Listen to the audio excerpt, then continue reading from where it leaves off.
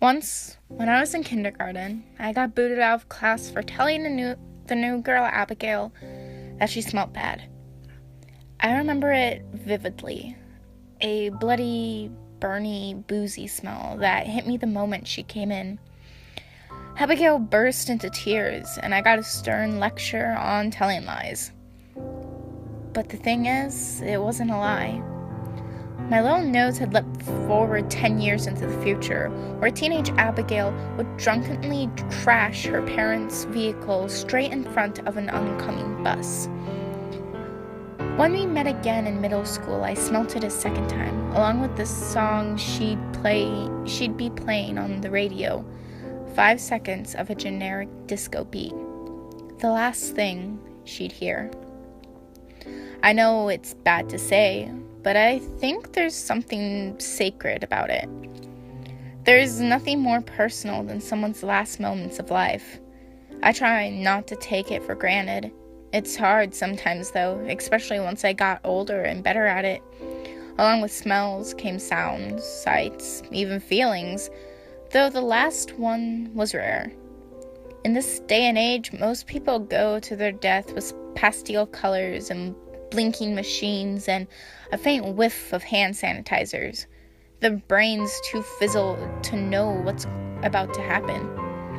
There are expectations, like Abigail or my middle school gym teacher, who was going to die with a deafening bang and a rush of mad courage. I couldn't hear a word of his opening lecture because my ears were still ringing. Suicide will do that to you. Have I ever told anyone? Of course not. Can you imagine? Even if they did believe me, which I doubt, it wouldn't be long before curiosity got the better of them. They'd want to know what I saw in them, which is fine for the heart attacks and the quietly in their sleeps. But what do you say about murder? And no, you can't change it. Don't ask me, because I've already tried. I already fucking tried. And you can't beat the system. You just can't. I already lost someone to that. Her name was Phoebe, and she was in my history class at community college. It was pretty small, and I knew most of the other kids there, except for her. We weren't on speaking terms, because every time she came within a few feet of me, I got the urge to vomit. There was motion sickness, but also something worse. Fear. Hers was the worst fear I'd ever felt in another human being. I could hardly stand to be in the same room as her. I managed to avoid her for a couple of months, until one day when she arrived late to class. She apologized and looked around, before striding to the back of the room and sitting beside me. There was nothing I could do. I felt it all. The nausea, the terror, and I had a vision too of me stuck fast in my seat as I hurtled headlong, flaming out of the sky, the ocean rushing towards me, screaming, and then smack. Nothing. When I came to, she was glaring at me. "What the hell is your problem?" she whispered. "What?" I asked, the queasiness subsiding. I don't... If you don't like me, then just say so, asshole. Quit pretending to be ill all the time. Huh? I sat up, trying to get a better look at her. We'd never been this close before. She was pretty. I hadn't thought about how I must look to her, running away, wretcheding every time she came close. "I swear it's not on purpose," I said. "I'm sick a lot. It isn't you." "Sure," she said, looking back towards the front of the class. "Honestly," I said, let me make it up to you." She raised her eyebrows. "Seriously?" And that was the start of it. Within a month, we were official. It was the happiest time of my life. The sickness didn't go away, but it subsided after a couple minutes, and she stopped taking it personally after a while.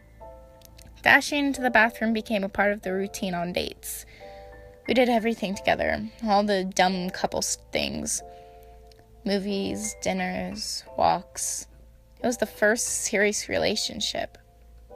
I convinced myself that her death, whatever it was still years into the future.